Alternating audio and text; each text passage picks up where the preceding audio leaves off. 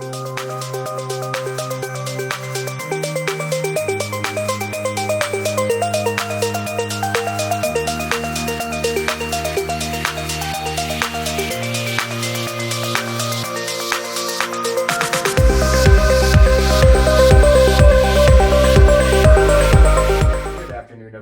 is Adam Dorito with the Embark podcast, where we talk to fascinating people trying to make a positive difference in their community.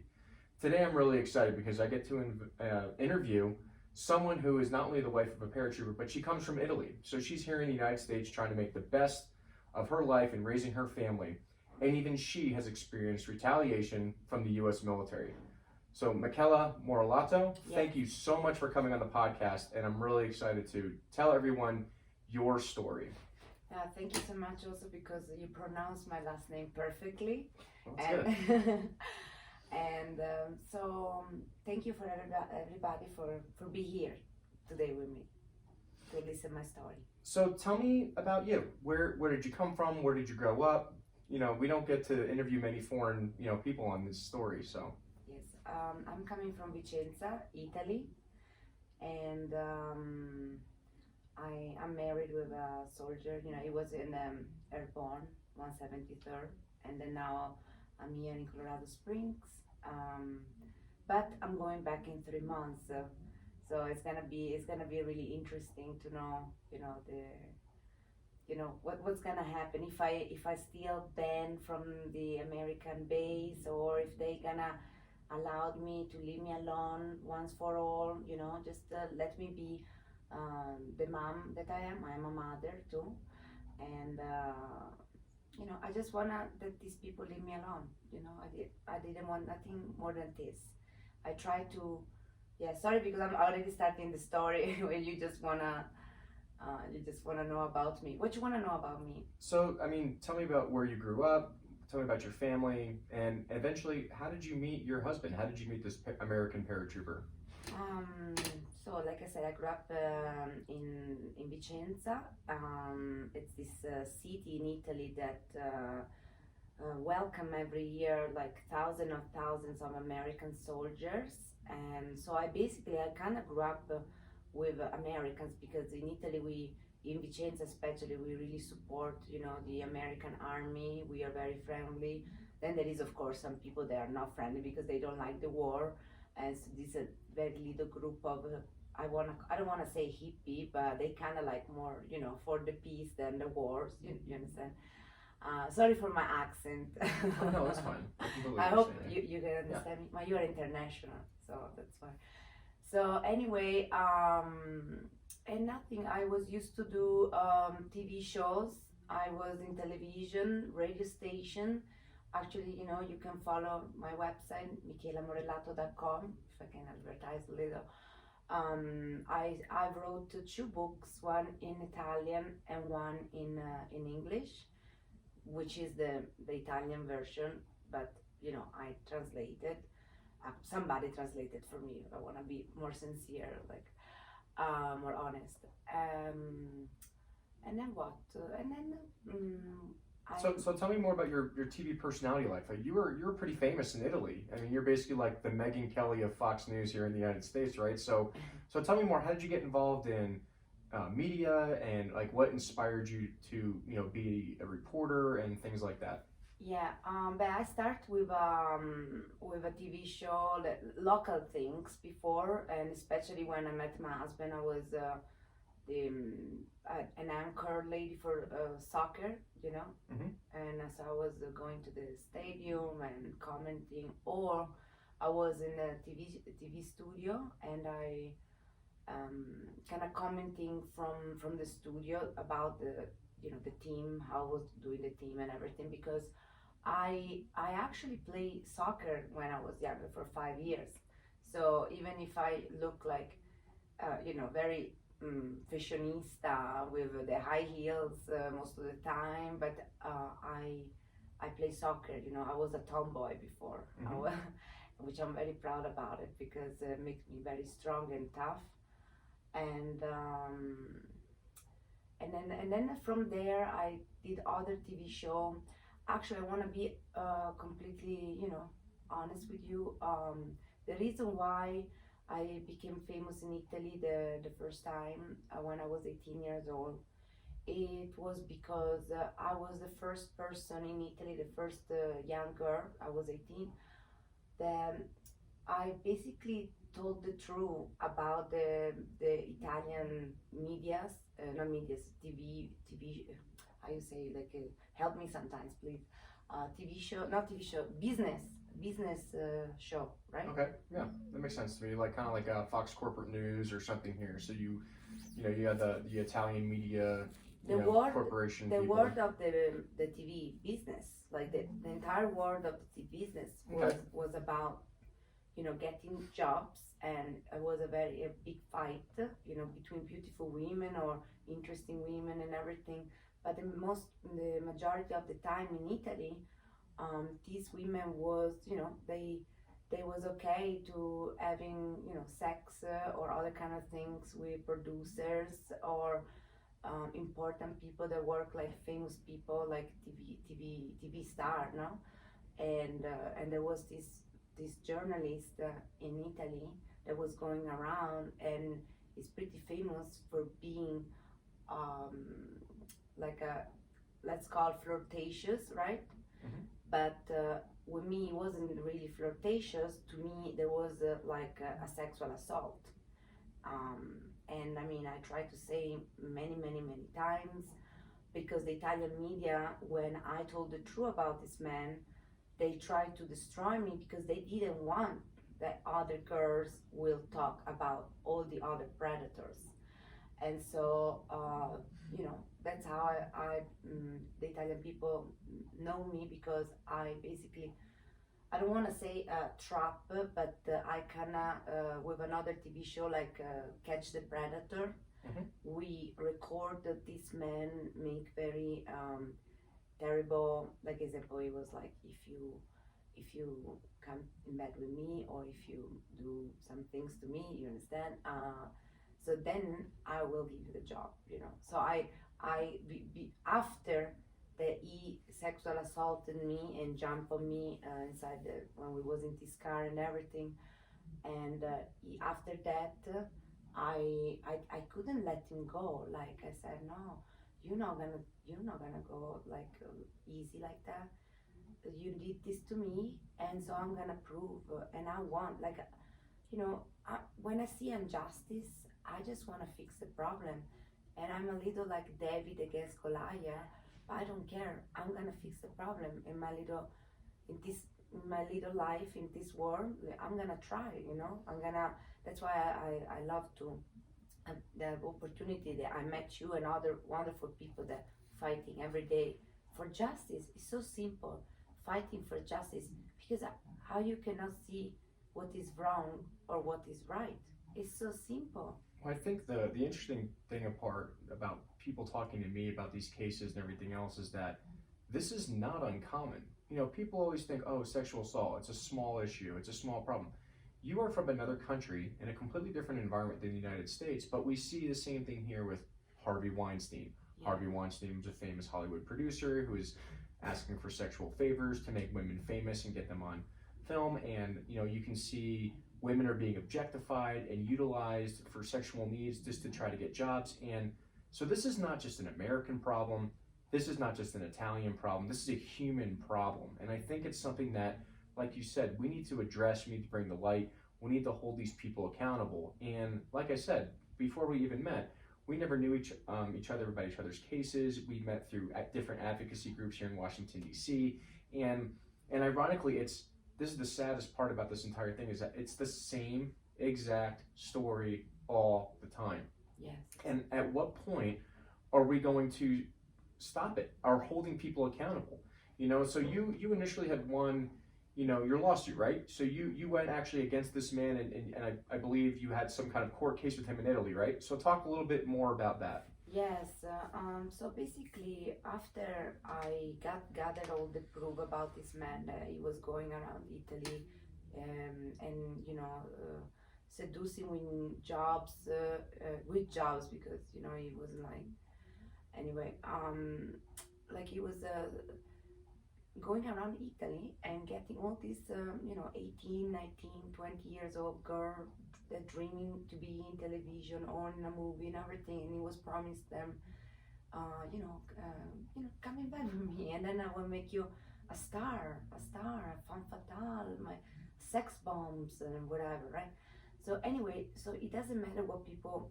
I don't agree to sleep with you for a position, okay? I don't agree, but also I don't judge the people that are so desperate to that for that job. It's their business. So I never sue men for stupid reason. I have plenty of friends, male friends, many male friends. They, they talking as men. Sometimes they make inappropriate jokes and everything. I'm not the kind of girl that's gonna be like, oh, what you say. I'm very, like I said, so I'm a very tomboy. So I just, because I want to introduce, your my persona. So I don't want you kind of think, oh, I'm such a prude woman that as soon if you say some compliments, I'm just gonna sue you. No. Like this man, basically, we was in this little parking lot because when he was taking me home was around midnight. He took me home after this dinner, and You're good. and it's good. Yeah, this is the fun time. Like Well, it's a fun part of being a mom, right? Exactly. I mean, it's not a big deal. But so the interesting, I mean, you bring up some interesting points where, I mean, you believe really in individual personal freedoms where you're not going to judge somebody else on how they want to live their life. Yeah. But if it's against the things that you believe in, then you're going to take action on those. And if people want to be integrating that, whether it's assault or inappropriate behavior, then you'll address it on an individual issue, right? So I mean, it feels like you don't judge people based upon their personal decisions to participate in that culture, but if they believe that they are being retaliated against or they're being used, right, then it's time to stand up for justice and then help them seek resolve against the system that's been abusing them. Exactly. So exactly, and also I'm not the kind of woman that because you are a man and you make a compliment in the street say So you were basically an activist. You were standing up to do the right thing, standing up for the sexualization of women and sexual predators, and this is all before you even met your husband. This was 17 years ago. So I don't want to brag about this, but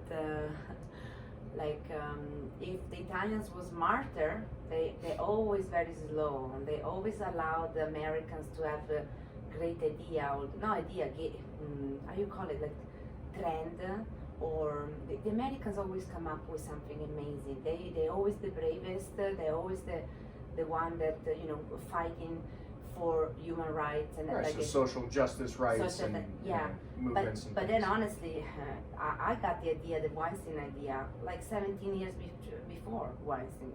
If the Italians was supportive to me and nice to me, we could start this movement and saving women and young girls 17 years ago, because I was already in the show business. I make this big bomb against this man, and I really awake these young women to talk and to stand with me, but they was too scared because the media, Italian media, they chew me, like literally, like they chew me and spit me out like nothing. I was just an 18 years old girl. I wasn't like now a 34 years old woman more, I was just a girl, and I couldn't know how to fight them because nobody want to help me, because they love the fact that they could, I don't want to say rape, but basically mentally rape or sexualize these women, like as these men was predators, pigs, and many of them. They was very powerful and famous. In fact, I don't think it's any different here in the United States. I mean, you look at people in power, whether it's politicians or, high-ranking officers in the military or whatever else, where this is a perpetual problem where they come to taking advantage of young women or sexualizing soldiers or younger aides in the congressional areas. It's, with great power comes great responsibility, except some of that responsibility, I think they can just take advantage of people who would never have the resources to fight back. And I think that's what ties into your story now, is that, you know, I mean, you are still a beautiful woman who integrates themselves with Italian media, and you're here in America. But let's talk about how you even got to America, right? So you meet your husband. So tell me how you met this paratrooper in the 173rd Airborne Division. Yeah. But the reason why I told you this story is because the image of me is very controversial. Of course, yeah. Because fighting the entire system in Italy since I was 18 years old, and moving, you know, like people did how you say, something changed with me. Something changed. Some women after they come forward, and then after Harvey Weinstein case, the Italians remember about me, and they was like, oh, they can apologize after when. So I become very controversial because some people believe me, and other people didn't believe me. They thought that I was just a woman that was out for advertise herself. But you know, like I love advertising myself with the good things I do every day. That was not my intention to advertise myself because I was basically, you know, raped by someone that was pretty terrible. You know, it was very, very painful. More painful was how they treat me after, you know, like the newspaper, the magazine, they was trying to attack me and to say, you know, like to create an image of like a witch or something, you know, like, but then, like I said, after with Harvey Weinstein, because it became a trend, the Me Too movement in Italy. So then they want their hero in Italy, and so then they start call me, oh, you know, can I apologize for what they did before? They give me the opportunity to finally speak up, and then and then was great. And then was great because I got back my reputation. I got back, you know, my some nice TV show, national and everything. So that was great. You know, they try to make it better. You know, but the things that makes me a little sad is like, why you guys didn't do before? Why you guys always have to follow the American waves? You know, like. Do you think that a part of that was because maybe they were afraid of you holding them accountable, like you did with that other guy that you initially had that lawsuit with? Like, if we don't apologize to her, she might come after us. Like, you think that that's maybe what maybe the Italian media was thinking at the time? I don't know. We need to ask them, but maybe yes, maybe not. But honestly, it's like I'm not a scary person. It's like I'm a person that can scare when you know, if I'm right, I'm not gonna stop. You know, and if I'm wrong, I always apologize because this is good. Apologize and ask for forgiveness. Yeah, I mean, no human's perfect. We all make mistakes. I've made my share of mistakes as well, right? And you know, I think the interesting thing about all of this though is that, like you said, why does it take so long for people to want to take accountability? You know, why do people wait so long when they obviously see that there's something wrong in the system, and it's not only just affected you, but then they just try to go after your reputation. Yeah. You know, it's a common theme I see between anyone, whether it's any type of sexual assault or retaliation, is that the first thing they do is they try to discredit you. They try to take everything you've ever worked for in your life and make you seem like this evil, horrible person. And it's so unfortunate that that's their strategy, is to go after the individual. Yeah. Yeah, because I mean, if you notice, even when you know, if you post the stuff on Facebook or Instagram, there are a lot of haters, and so these people, especially in the show business, they love drama because they want the haters, the negativity, more negativity, more hate, and is more advertisement. But what really surprised me is that I don't understand why the army that's supposed to be. It's not the show business, the army. They usually like to keep quiet. They don't want advertisement. That's my biggest weapon against the army when I was in Italy. It was the newspaper, the show business, because I was basically going to all national TV show and talking about what they did to me. And so that was pretty embarrassing. So this time we play in my how you call battlefield. Yeah, your arena. I mean, this is your home turf. Exactly. Right? And that was fun because, like, guys, you know, and then you're gonna say, fun? You know, I don't want to describe myself as the typical victim, you know. Right. I am what I am. I am a person that when you attack me, when you mistreat me, then I will come after you, you know. And that's what happened with my story with the American Army. When It must be an Italian thing, because I'm part Italian, and I do the same with things in the advocacy efforts that I try to put forward too. This doesn't mean to be a bad person. This Right. is me to be a very badass and a strong personality. So why should I cry, put my head under the pillow, and become depressed because these a bunch of losers try to ruin my life? I'm just gonna take you down. Well, all of you. And if you don't help change the system, Who's gonna do it? It's gonna keep happening to more and more people, right? Yeah. So let's just walk it back a little bit. So how did you meet your husband? And then we'll talk about the great old American Army base in Vincenza and how that whole situation developed. Yeah, very simple, very easy. Like I said, I was very well known in my city, in the good and the bad. I don't care. I'm a very happy person, and I was very happy girl. And I was divorced with another, he was an American too, but he was a contractor. He wasn't in the military. He was before in the military, then he became a contractor. Anyway, so I have a child with my first husband, so I was allowed to go on base with a special ID for my daughter that was doing the American school. Sure. And all these things, and I know I have friends there, but then the Americans every 2-3 years they leave. So every time there is, a new people's coming, and I was always very nice to all these people. But then maybe because my way to be a little, I think I'm a little pretty girl. So, and also I love dress in an Italian way. I love high heels. I love beautiful things. I love, you understand? It's a much bigger cultural difference than Americans. I mean, I know Americans have their fashions and their sexualization as well, but I believe it just from my experiences with Italians, they have much more a feminine, Yeah, we wearing high acuity. heels all Yep. the time. Yeah. We go in the bike with high heels and long skirts or pants, whatever.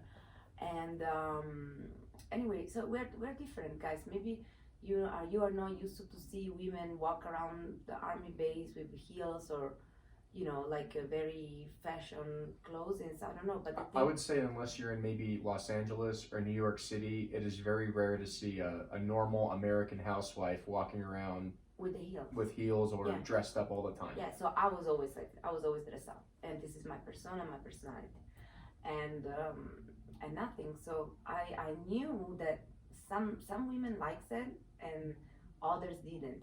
And so, but I honestly, I didn't care because I never cared what people think about me until, Sure. I want to be happy.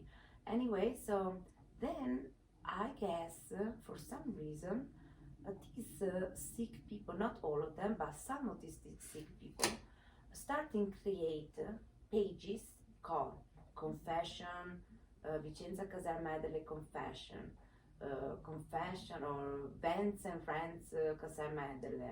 So they started creating pages on Facebook for slandering and hurting people's reputation. So American housewife, who were the wives of soldiers in Vincenza, were making Facebook groups in Vincenza that were directly anonymously attacking you because they felt threatened by you. That was after.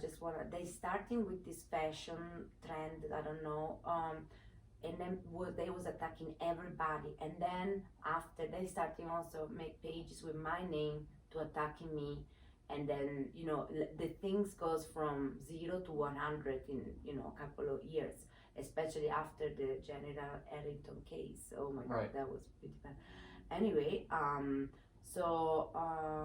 yes, in these pages there was me many times. They said I was a prostitute. They say I was a whore, a porno star, and I was having sex with all the soldiers. Which I mean, I have sex with some soldiers. Like there is no problem. But they started saying they was married, which I don't know. I don't think I sleep with a married man, but maybe it could be. I mean, it's not my fault if they come to it. I mean, to be fair, American soldiers lie about that stuff all the time. And, yeah, exactly. But here's another thing, though, is that you shouldn't be criticized or judged based upon your choice in sexuality. I mean, you're not committing any crimes. You're a consenting adult. So, Yeah. you know, as long as you're, you know, like I said, these wives are, it almost seems like they're jealous of you. I don't know what it is, but I mean, I never said to nobody, no, nobody, I'm not a saint. Sure, But no it- one is. But the thing is, I never hurt purposely the people. I never wake up in the morning and say, I'm gonna hurt these people. No.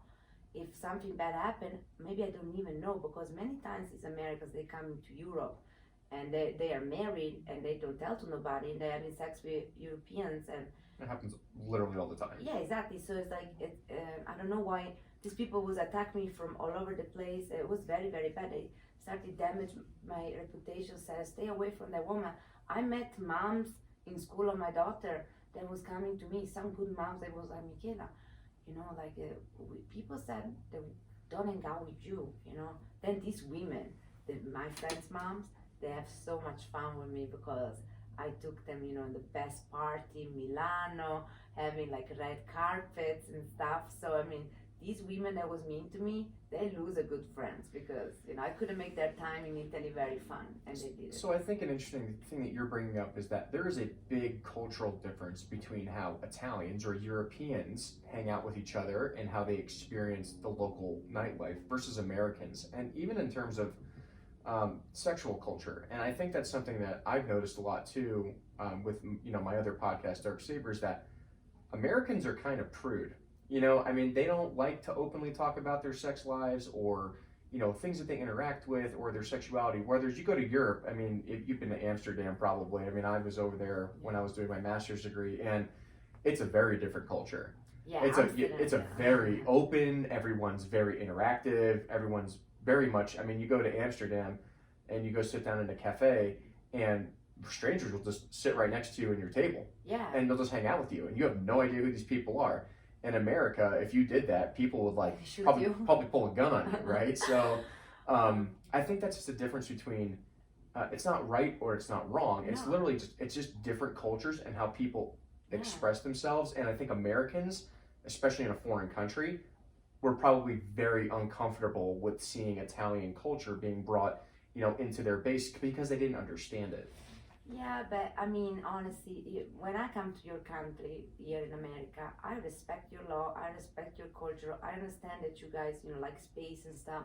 So I'm not, but when you come to my country, these American soldiers, they should, before come to Italy or France or wherever they want to go, like they should study about the culture. Like they should know, like Italians are like this, Korean are like that, France are like this. You understand? So it's almost like Americans, when they live overseas or they work overseas, they expect to be treated like Americans. Yeah, when that's not how it goes. You're on their turf, so you need to respect the cultures. No, yeah, because I speak English, you know, other language, and it's like so. But because you are Americans, we speak English for you because we want to be friendly, we want to know you, and we welcome you, right?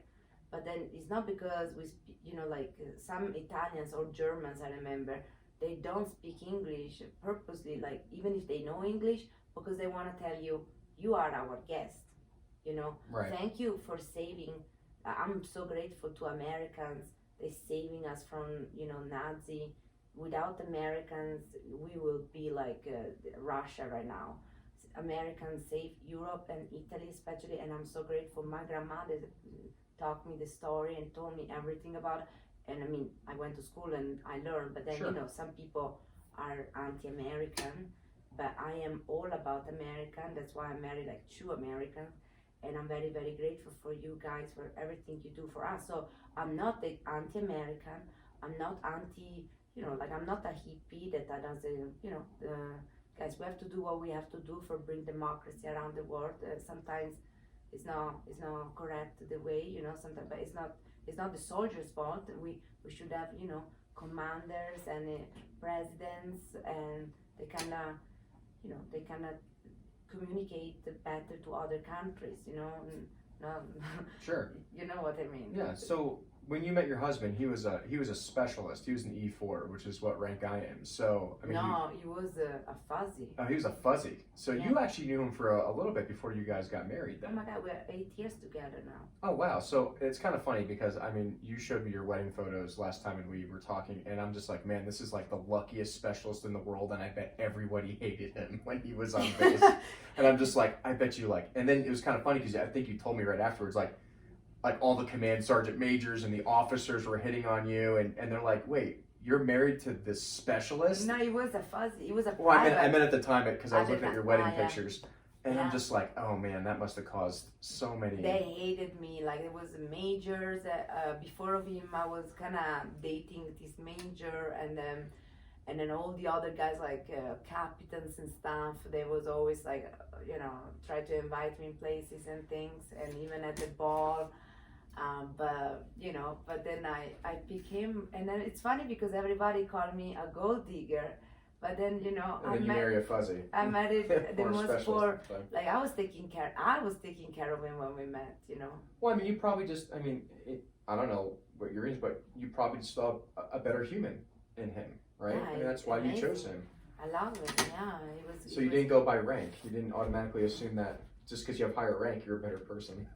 Yeah, but then it's funny. The Americans, they said when the European women, we want to come to America first. I love your country for go to holiday, and I came here because I love my husband. But honestly, I was really really happy in my country. I didn't want to come to America. So it's not true. Not everybody want to come to America. You just fall in love. You fall in love, and the home is your partner, your family. So I follow my family.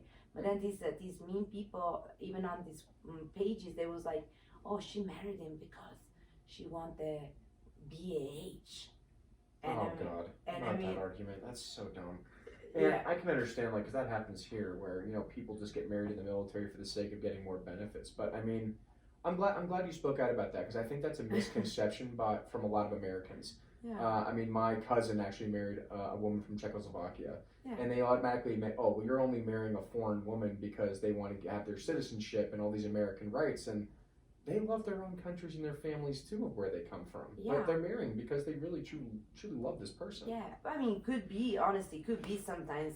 Sure. Sure. Some situation. I met a bunch of people that they literally they married, they loved each other, like was very young, and then after like the basically they divorce, but nobody knows, so they become because she want.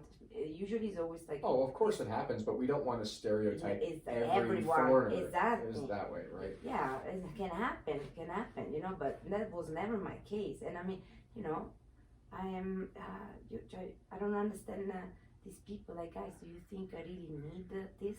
Like, I was living great, I was partying on yachts, I bring my husband everywhere, you understand? It's like, I come from a different environment.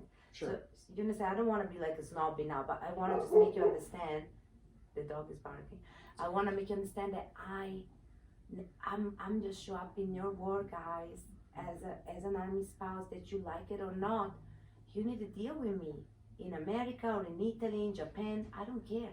You guys need to deal with me. Like, if I see that there is some situation that is wrong, and I'm not a young girl from a lost town in America. I am a person that kind of lived life. I'm also a little older than most of these army wives.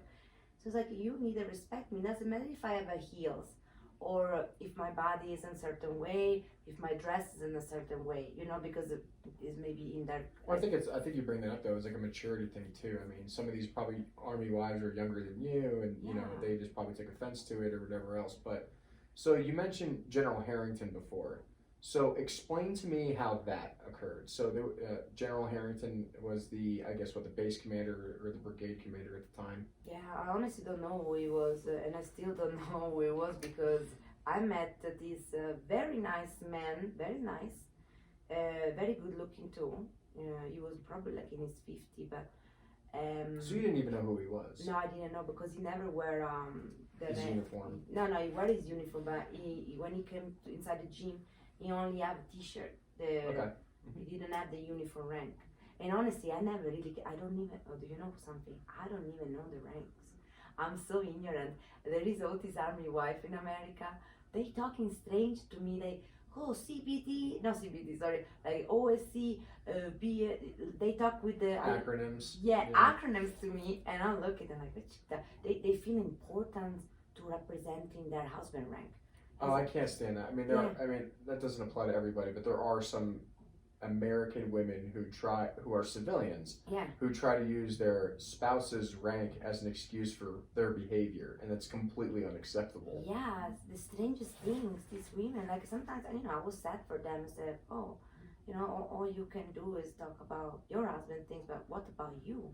And then maybe that's a problem with them, because everybody talk about me, my job, my things, my husband do his job, and he's good in his job, but like I have my own life. Yeah, you have. I think maybe that's another part of the situation you dealt with these Americans, is that you are an independent, successful woman who made their own career before you even met either of your husbands at the time. And to be fair, some of these women probably never developed anything much of, whether it's after high school or maybe after college. They just married into the army, and they they just rely on everything on their husband. They never made anything of themselves. And it's not to degrade them or anything. It's just that was their life choice. Yeah, and I never degrade them. The funny part is they degrade me. These people degrade me. No. I think part of that is just jealousy. If you want my personal opinion on that, I mean, I honestly think they were just jealous of you. Okay, so let's finish about the Harrington case. So I was in the gym. Yes, he came inside the door. I was going out.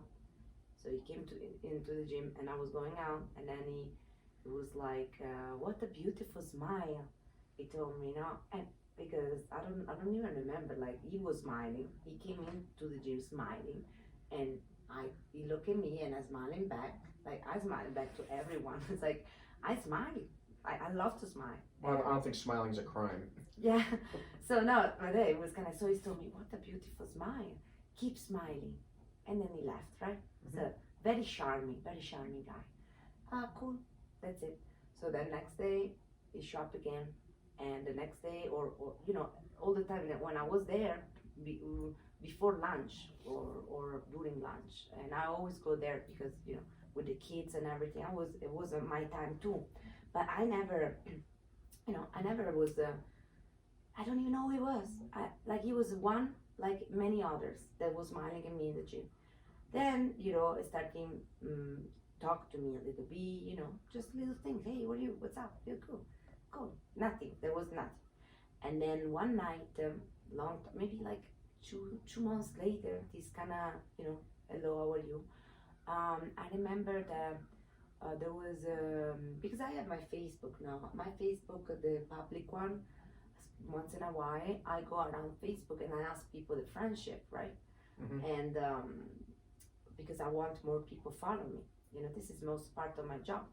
And so I was like, when you said add friends, right. And then one random, there was a logo. There was not even a picture. There was a logo of something military. And I was just doing add. I was adding random people. And it was very strange because, I didn't see his photo. I wasn't looking for him. Right. But well, it just comes up with recommended friends, and you're just adding them, and it's a public, your social media personality. So that profile, basically like 5 minutes later, I don't remember now, he wrote me a message. Hey, how are you? Actually, if you want, I can read some messages, but they're out on my phone. No, nothing. And so we started having a conversation. Wonderful, man, wonderful. Like, hey, how are you? I answer to all my followers. I answer to all my fans or people that when they need, I answer to everybody. I'm not like the stuck up person that doesn't care. And so this person started to write me, and it was very, very nice the way, it was writing. Very gentleman, how you say, like polite, it was very polite. Sure. But then, and this friendship become bigger and bigger, like from 1 month and 2 months, 3 months, 4 months. And sometimes, yes, that's what I was trying to explain when they're making the interview in USA Today and all the magazine. I was like, guys, I understand in the military is very wrong what he did, and that's why I got fired. But in my point of view, as an Italian, that's why I was advising you, the army maybe, to train their commanders and generals when they come to a different country to understand the culture of how to behaving with foreigner women, you know, because Well, for you, you were being hospitable. I mean, there was no sexual relationship. no, But he took that as he thought you were probably being flirtatious. yeah, And then he was trying to elevate it to something inappropriate. But you didn't even know that. You were just being a friendly person who was working out in the gym, who interacted with this guy who you didn't even know who he was or his rank. no. Right. Actually, he asked me in the message, he said, "Do you know who I am?" And I said, "No, I don't know." Like, I don't care who you were. Yeah, well, and then he told me I'm a general, blah blah blah. I don't remember what was it. And then, but actually, before, yeah, no, actually, no, I want to be clear. Someone told me maybe a week before who he was, kinda, but we was already 3 months conversations, and so in these 3 months I didn't know who it was. Then somebody told me, but I didn't care. I mean, guys, I know Italian politicians, Italian singers, Italian famous people. I mean, it's cool I love to have a powerful friends. I love to have a general or whatever, a president. I don't know. I love having powerful people. Sure. But as I have friends that are truck drivers and they are wonderful people, and they're my best friends. I mean, you understand? I love human. I love men. I love women. I'm very lovable person. Okay, so this man asked me if I knew who he was, and I kind of lied to him and said no, but I kind of hear what he was, but I didn't care. So I want to keep going. Say, are you? And so he asked me, are you not scared that I am a general or something? And I said, why shouldn't I be scared? No, because, can I trust? I said, yeah, as I can trust you, right? Because I asked him, the first things was do you believe in friendship between women and men? And he said, absolutely. And so he told me about his friend's female or some ex-girlfriend from Sweden, or I don't know. He told me so much stuff about his life, right? And sometimes he was a man that he was being a little naughty, can I bring you ice cream? What things you want, And I know he was kind of joking with me, being a little sexy, let's say. I don't know how to say, but I'm married, My husband knows how I am. My husband see me. I'm very open-minded. That doesn't mean that I'm a swinger, because when you say open-minded, Americans think, oh, they're a swinger. No. If you flirt with me and you being you want to be a naughty boy, I flirt back to you, and I'm not gonna be a naughty girl. But nothing's gonna happen between us. It's a game. You want to be the guy that, I'm the man. I can say that.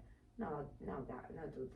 Well, what's interesting though is that this guy, I'm pretty sure he figured out who you were, over time, and he probably knew that your husband, was one of his soldiers. No, he knew that. Right, exactly. So here's the thing from the military perspective on my side, right? Okay. If a commanding general is hitting on one of his lower enlisted soldiers' wives, that's wrong, and you shouldn't be doing that. You know better. I mean, for you. No, I apologize too. I did it wrong too. I was wrong too. I shouldn't talk to him. And like I said, well, in a way, like I said, I wouldn't hold it against you per se, because this is your culture. That's what the Pentagon told me. Well, of course, the Pentagon's going to tell you whatever they want. But they was lying. Yeah. So, but I mean, here's the thing, though. You are not in the military. You are a civilian, and you're a foreign national.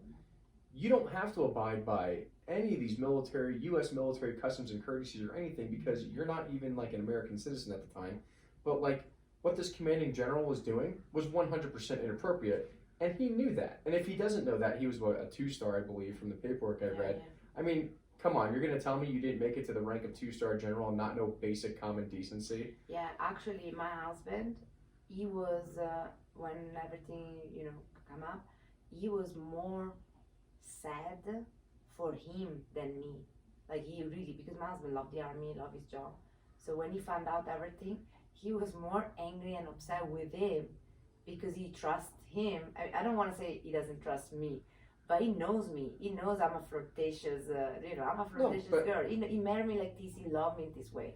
So he knew about me that I love talk to men. I love talk to women. I'm cool, but I never cheat my husband. Example, when he invited me in his house, I said no. I have messages that say, no, I'm sorry. We can have a coffee in a bar, like somewhere. Sure. I would love to have a coffee with you, you know. That's 100% appropriate, though. Yeah. You know what I mean? And he told me, you know, now when my wife going to holiday in August, you could come. You can come in my house or something. I mean, come on, dude. It's like, I mean, if we was so much. He was pushing boundaries. Yeah. He was trying to see if you were going to give in at any point, because maybe his previous experiences, and I think this goes back to the beginning of the podcast, where we talked about powerful men in powerful positions trying to take advantage of attractive women and trying to make them do whatever they want because they have this position of power. And unfortunately, even with my experiences at the Air Force Academy or the military in general, you know who the biggest offenders are in the military of sexual assault perpetuating this culture? It's the generals. It's the colonels. I didn't know. It's not the lower guys like your husband, who he served the army, he loves his country, and is trying to do his job. I mean, I can't tell you how I would feel if my commanding officer was trying to interfere with my marriage, right? I mean, that is absolute insanity, and I think this is where you and I connect, right? Where we never knew each other, but you're seeing the system of retaliation and inappropriate sexual behavior in the highest ranks of the U.S. military. And I think that's what we're going to go into now is, well, how did the military deal with that? You know, how did the U.S. military treat you when all this stuff started to surface about General Harrington and the conversations he was having, and how those military wives perceived you, you know, interacting with this general?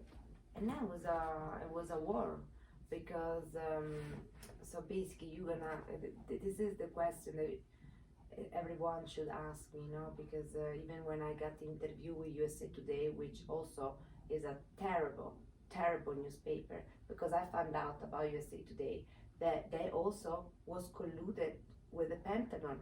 Oh, of course, it's American media. It's massively corrupt. I take my responsibility for what I'm saying, because I approve of what I'm saying right now, and also actually I was trying to contact the USA Today, but these people, they never reply me for years. I will tell you later the story. Remember, I want to tell you this because this is super scary. It's like a movie thing. So I could never imagine. For me, as a civilian, my real, TV girl, like my real heroes most of the times are the journalists. Oh my God, I was also betrayed by journalists. I trust them with my life, and they just use me and threw me in the garbage, like General Harrington. General Harrington, he basically, in my understanding, he realized that I wasn't having sex with him, because I just enjoy have conversation with him, and I enjoy maybe have a friendship with him, like meeting his wife and become. That's appropriate. You know what I mean? If you just want to have a mutual friendship with somebody in the chain of command, I see no problem with that. But he didn't get what he wanted from you. Yeah, he pretended that he wants my friendship, and he wants something else that is more down there. Yeah. So anyway. So what did he do to you after that? No, so he basically, I don't know. I never knew if the wife found out or if he told to his wife. I'm assuming his wife found out. I think so, because it was so. Sounds like this is not his first rodeo. I'm sure you're not the first woman that he's tried to hook up with when he was overseas. I don't know that. If I could probably guarantee, probably 100%. Okay. So maybe she found out, and basically after she found out, I don't know what happened between them, but the fact is that the very next day, I was in the gym, and then I was doing my cardio, whatever. I was very happy. One nice happy day, and then someone, I saw the wife of him come inside the gym, and like 2 minutes after that, some person from the reception, how you call it, the front desk, they come to me and say, "Sorry, ma'am, you need to leave the gym because your outfit is not appropriate." And I swear, there was a girl next to me. I can see her butt cheeks coming out from her pants, and I make a picture of this girl. I make a video now. Of course, I always have picture of the girl, and then I make a video about them attacking me and say, "Guys, I'm very sorry, you can't interrupt my workout because I'm not going nowhere. And they said, no, you have So to basically, this general's wife saw you, and then she tried to get you kicked out of the gym. I don't know that 100%, but That's that was probably what very that was very weird that she came in, and then 2 minutes later they asked me to leave, and the girl next to me, she had her butt completely out. Well, I mean, And I only have 1 inch of belly out, 1 inch. Like, is that 1 inch? This one? sure. Yeah. So, and then they said, oh, this is now the code of the gym. I said, but also these people, you know. So it sounds like a civilian woman was using her husband's rank to order another civilian to kick you out of the gym. Yeah. That's ridiculous. And then I said, no, guys, I'm not going nowhere. Oh, we're gonna call the police. Oh boy. And then listen. And then I said, okay, call it. Oh my God, they had like 3 military police and 2 carabinieri, and they escort me out from the gym. Oh my God. And now they was very nice. They didn't kick me out. They kind of talked to me, especially the Italians, because they know me. They sent 6 police officers to escort you out of the gym. Yes. Wow. Okay. Yeah. And so I felt so humiliated in front of the entire gym. Of course. Plus I'm Italian, so I make a little big scene, like. Of course you did. And so then I went inside this the garrison. Immediately I went to the garrison. I showed a picture to this major. There was the kind of how you call the one near the garrison commander, the one secretary, the major. The executive officer, whoever else is helping the general out, or whatever, or aide de camp or whatever. Yeah. So it was talking to. I was crying with him, and I said, "Why?" And then I told him, "Say, I know what is happening. They do this to me because this." They're retaliating against you. I said, I told them everything about the General Harrington to this major, and then I went to IG, and then Then you opened up the can of worms with the Inspector General's office. They told me to let go. Oh, of course they did, because they don't want to deal with a 2-stars trying to, have a sexual affair with one of his subordinates' wives. Yeah. Yeah. And so then after that, I called my friend Amy, and then she kind of knew that I knew the guy. She knew, but she told me, So this is Amy Frank. Yeah. Correct. So Amy Frank is one of the founders of the Never Alone Advocacy Group, which is how myself and Michela met. So just so people listening understand. Yeah. I am a co-founder with her. Yeah, co-founder, right. Yeah, like she's amazing, and actually was an idea that we have in Italy, because I told her, Amy, you can't fighting these people inside their system, because they're gonna keep suspending you or hurting you, make you suffer. You need to have your own advocacy, and fighting, for justice and helping people. So that's why, she met the right people in the right moment, and then now that we have this powerful, wonderful, which you are part of it with us, right? Yeah, kind of. Yeah, I'm helping you guys out. So the interesting thing is, you went to the IG. They tried to dismiss it. They're trying to push you around. They ban you from base? No, but that was after. So then I told to Amy, and Amy told me, I told you to don't talk to these people, to this, because she always told me don't. But I trusted to these men, are heroes. We call them heroes. They wear a uniform. How I know that they're gonna? I was shocked. It was shocking. How they were treating you? Yeah, because I said, oh my God, it's like, why do they treat me like this? It's like, why everything is turning on me? Like, they're supposed to be, protecting us and everything, and instead they're rotten apples. That uniform should be ashamed to be on that body of that person. Not everybody, because my husband and you I think they're just mad that they got caught when they screwed up, and they don't want to be held accountable. Which I think is the main theme, is that these people, when they make mistakes, they don't want to be held accountable, and they realize it could cost them their job. Yeah. So of course they're going to do everything that they can. Going back to the beginning of our podcast, is to try to discredit you. Yeah. They're going to try to do whatever they can to make sure that you become the bad person and that they can walk away from it. Yeah. And so after that, I wrote to him and say, hey, Joseph, I said, what happened? Like, you disappear, because it was like, usually he wrote me every day for like 4 or 5 months. And then I said, what happened? And he said, no, nothing. And he told me, nothing, that everything is fine. I said, no, because usually you write me, oh no, but I never wrote you. He wrote to me, I never wrote you. I only wrote you a couple of times. Yeah, he's denied. But because he asked me before to delete all the messages, he thought I did it. Smart on you that you didn't. Yeah, of course I'm done. When I Well, I met mean, them, you're part of the news. You know how this works. no, it was weird. Why you have to tell me to delete my the messages? I don't delete the messages because there is nothing wrong. I don't feel guilty. When you delete message, it means you're hiding something. Right. And I don't hide nothing from my husband. So, you know, if my husband come to see my phone, we have, you know, There you go. yeah, I mean, you know, sometimes maybe something I wrote, like when he told me he want to be in a tent with me and I was making smiley faces, whatever. Yes, I did it. You know, I make a smiley face. I didn't say, yes, I want to have sex in the tent with you. It was something about he was in Africa, and I said, cool, and everything. Said, oh, I wish you was here. I want to be in a tent with you here in Africa. And I don't know what, I know what he mean, but I said, it's not. You didn't even say any words. You just responded with an emoji and then Yeah, just walked away. Who cares? Yeah.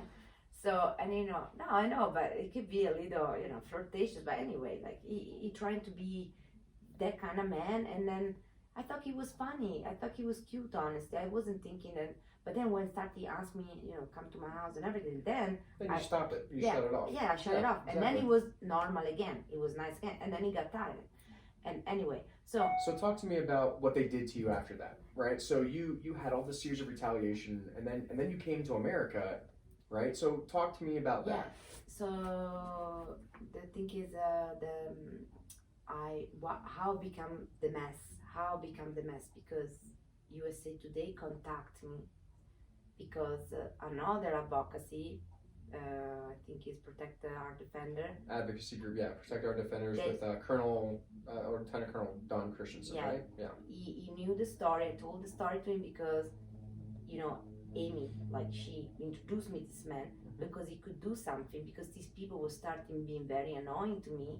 And then there was also these pages on internet, on Facebook and everything, that there was again attacking me and calling me names, and some of these people knew about me and General Harrington, and they was talking bad about Amy, and they was talking bad about me. Sure. And so then I said, okay, this is get out of control, and if they need to really talking shit, I'm gonna make him talking shit for something. So then Tom Christensen got this brilliant idea to introduce me to this Tom Vanderbroek and everything, the journalist of USA Today, and which honestly, the interview was very good because it was very cold and straight. Like I couldn't explain, you know, my feelings. They didn't care. Even the journalist didn't care about my feelings. He only cared to write the story down to make a bombshell, which he did, you know. And then that's all the American media cares about. And then he just used me like this. And then when I tried to contact him, because I told him, well, it's not completely correct what you write, but he doesn't care because he wrote, and I found out after that he had contact with the Pentagon, because during I asked for a FOIA request, and then after 4 years I received the documents with this journalist trying to contact in the Pentagon. Then so that's where your lawsuit stemmed from, right? They released your name inappropriately? Allora, the USA Today didn't release my name inappropriately, but the Pentagon, after they promised me that they will never say my name, even the USA Today, I told them I didn't want to be with my name over there, so they did it, you know. But the Pentagon promised me, we will never say your name. You're not involved. You didn't do nothing. You are a civilian. But then they told me something like, and then you are under whistleblower. And then That's interesting. Yeah, so I said, oh, this is cool. I'm under whistleblower, so they will never hurt me. Cool. So I found out after, because the judge here in America told me, Michela, you can't be under whistleblower because you don't work for the government. Right. So they lied to you. And just so people can read, I mean, so Michela filed a lawsuit in the 10th District Court of Colorado, which I've dealt with quite often. So it's Michela Morellato versus the United States of America. And the courts dismissed her case on some very interesting aspects. So we'll just talk about the main argument here. And the main argument is that the plaintiff, on 15 September 2017, a uniformed service member of the United States of America based at the Pentagon in Washington, D.C., was negligent in revealing her name in an unrestricted email pertaining to an ongoing investigation involving the inappropriate sexual misconduct by a senior military official, would be General Harrington. So the interesting fact about how the U.S. government has dealt with this is that they dismissed on a motion 12B, which is similar to Dorito versus USA. And they also claim that the plaintiff had failed to exhaust all administrative remedies and prior to filing the lawsuit under the Federal Tort Claims Act. So this is textbook of almost every retaliation case I've ever witnessed, is that they just dismiss the case, they say you haven't exhausted all administrative options, and they come up with some bullshit about the Federal Tort Claims Act. Well, here's the interesting part. You don't work for the government. You're a civilian. Yes. Right? So you fall under different, not a foreign national, right? So at the time. So what I find interesting is that the U.S. government, and the U.S. military especially, is constantly refusing to take responsibility for their senior military officials and their actions by superseding the rights of American citizens, and citizens, in countries that we operate in. Yeah. So, I mean, that's really unfortunate, but like I said, it's very interesting that if I read some of the dismissal claims that the Air Force has made in my case, it's the same exact wording. Yeah. Yes, but the judge, I think this judge liked me because the judge gave me the opportunity. It was great. Like I represent myself because I couldn't pay $100,000 for the lawyer, and so that's how the government wins. Yeah. Is that they just count on you not having enough money to fight them, and then eventually giving up. Exactly, but I don't. So now this judge understand, but then he have to follow the law, and I respect the judge's decisions. But he was so nice that he do like I used to like prejudicial, like, so basically give me the opportunity that I can file again. Yeah, so he dismissed your case without prejudice. Exactly. Which is good. Yeah. I mean, that's saying that there is substance to your claim, but we have to navigate the U.S. militarisms. And I think one of the reasons they've given me too is we haven't exhausted all administrative remedies. No, I only don't exhaust one document because every time I was asking to every AG, from my G in Texas, from my G in Europe, from my G Germany, from my G, I called them all, I asked them all, help me, and they just slammed the door on my face. Yeah. And so nobody told me, Michela, pursue us because we are incompetent. You need to do that form. I don't remember the number now, but there was a form that I forgot to do it, which now I'm gonna do it. Then I'm gonna give them the opportunity in 6 months to reply me back. And then if they don't reply me back, then I'm gonna go back and I'm gonna sue them again. Because my lawsuit, it was perfect. But maybe, I'm not a lawyer, so I have some help for some people, but... Well, like I said, it's the same exact argument that they make in every case they've ever witnessed, is that I just still find it very interesting that the U.S. military is trying to make you go through the military administrative process when this is not a military claim. You are a civilian and an American citizen filing against the military, and the military is still trying to subject you to their system. So I think this goes on the bigger narrative, which is where I think we tie in as an advocacy group here, is that the military has way too much power. And when they have too much power, they believe that they can override the court system, the legislative system, and the executive branch, right? Yeah. And this is something we're trying to change and reform, is that, if we can make sure that the military and its senior officials are going to be held accountable in a court of law and reform the Uniform Code of Military Justice and the Whistleblower Protection Acts and everything else, is that people like Michela or anyone else who's experienced retaliation by the U.S. military will get justice in their case, and we're going to get these bad people out of the military who are hitting on their own soldiers' wives, who are taking advantage of their troops because of their rank, and they're abusing their position of authority with unlawful command influence. And I think that's the main narrative for the listeners to understand, is that we're not anti-military, we're not anti-government, we're not anti any of this. We're just, there are some bad apples in the system. And at what point do we need to realize that, if we keep getting bad apples from the same tree, well, maybe we just need to cut down the tree and plant a new one. Yeah, no, you're right. You make a nice speech. No, for real. I don't know, do you think people understand what happened? It was very simple. Can you do a synopsis? So that what happened, the friendship. Then they try to protect the general. They try to tell me, do Amy Frank coach you for doing this? They asked me, the Pentagon asked me. And I said, why Amy should do such a thing? So she never do nothing. Actually, she told me to stay away from from these kind of people. Yeah. You know. I think your entire story makes sense to me, and I think for all our listeners too, whether it's here or overseas, I think your story now makes a lot more sense when people understand how the federal government and the United States military handles cases against them.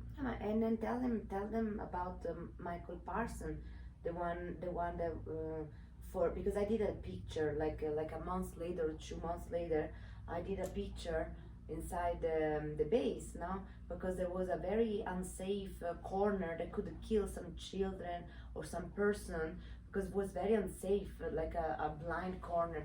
So I make a picture. I asked to the carabinieri and to the entrance guard. I said, can I do a picture? And they told me, yes, you can do it.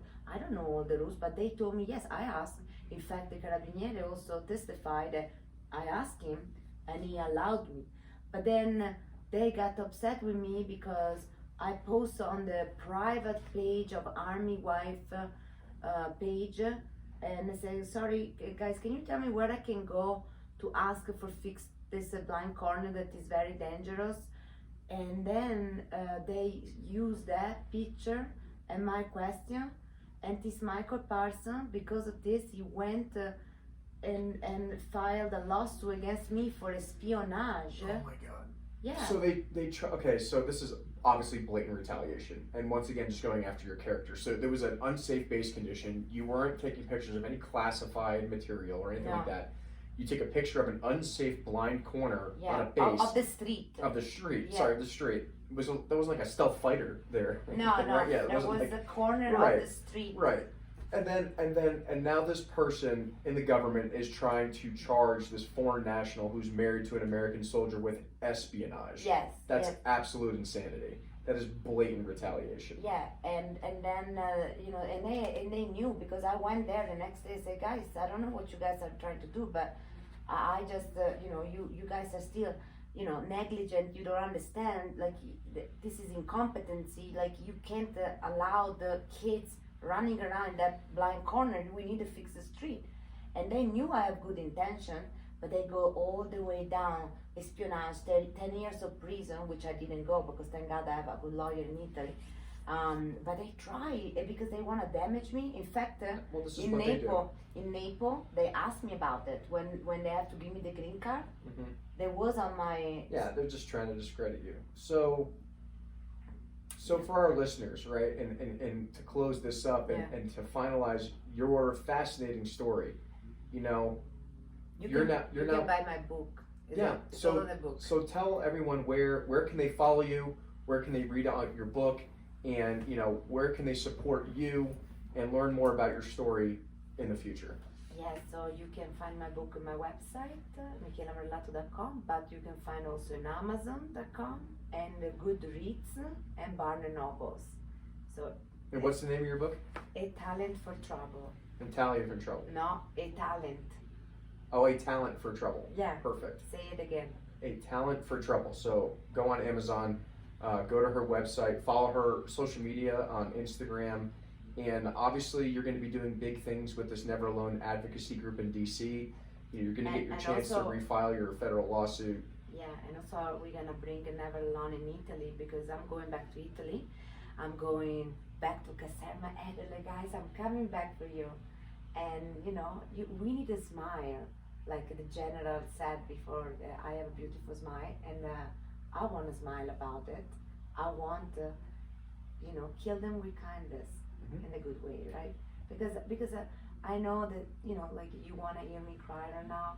I already cried too much for this situation, and I don't want to cry anymore. I just want to win, and I just want that these people apologize to me. And I want the 3-4 involved in what happened to me. I want them fired too. Well, thank you so much for bringing all of these issues to surface so people can better understand the culture of the U.S. military and retaliation even against civilians. And hopefully, together with this group and working together, we're going to be able to make those changes and help bring justice to people who are being retaliated against. And thank you for being so strong in your advocacy and doing this for years. We really appreciate it. No, thank you. I'm very happy that I met you. I feel blessed. Thank you. All right, guys. Well, that'll end this episode of Embark, and make sure to follow Michela on her social media. And if you have any questions, reach out to me on direct message, and we'll see you next time.